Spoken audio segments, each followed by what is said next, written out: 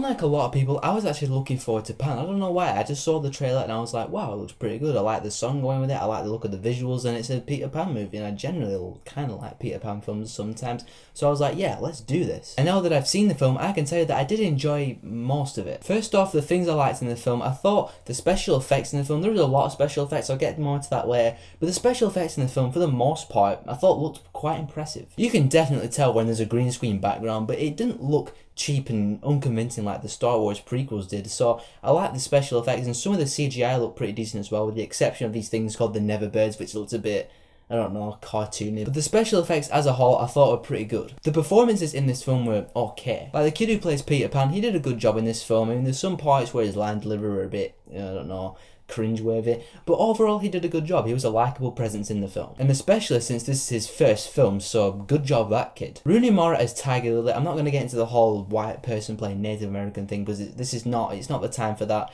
but she did an okay job. I mean, she wasn't used a lot in the film, she was in it for a bit, but she was okay. Hugh Jackman as Blackbeard, I thought he did a good job for what I would imagine Blackbeard would be like if he was in Neverland. But again, just like Rooney Mara, he was underused in the film. He wasn't in the film that much, and he's supposed to be this big, evil, most feared pirate in all the land, but I never felt like he was the most feared pirate in all the land. I just felt like he was just a pirate who they have in the film to be the bad guy, and since Captain Hook is not Captain Hook yet, throw in Blackbeard and have Hugh Jackman play him. That's just what I felt like with Blackbeard in this film. And speaking of Captain Hook, let's get on to James Hook. He's in this film before he was Captain Hook.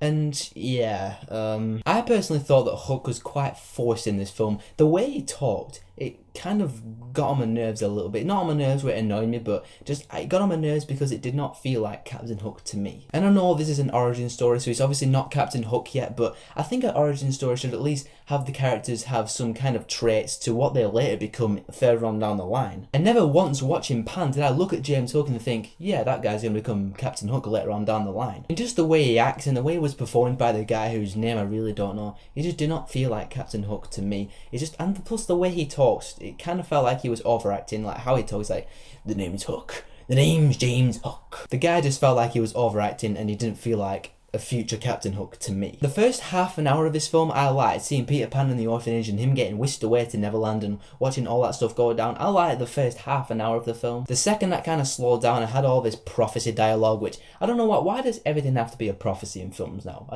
Why does it have to be prophecy? This is going to happen, and I just don't understand why it has to be a prophecy. I don't know if it's accurate to the Peter Pan lore or anything like that, so if it is, tell me in the comments, because I really don't know. And then the last act is the all end game, there's battles and stuff going down, and it was entertaining enough. This film was made to entertain families and kids, and it has lots of action, special effects, it has like weird, goofy performances sometimes in the film, and I think the things that blend together, it will not appeal to everybody, I know that. Some people will despise this film, and whatever, they can despise it all they want, but I enjoyed most of it. I don't think it's as bad as the critics are saying it is, like a 29% on Rotten Tomatoes bad. I don't think it's that bad, but I will say I was expecting it to be a bit better than it was. I was expecting like a 4 out of 5 caliber film, or if I'm reaching maybe a 5 out of 5, but I knew it wouldn't get a 5 out of 5, but I was expecting it to be really good.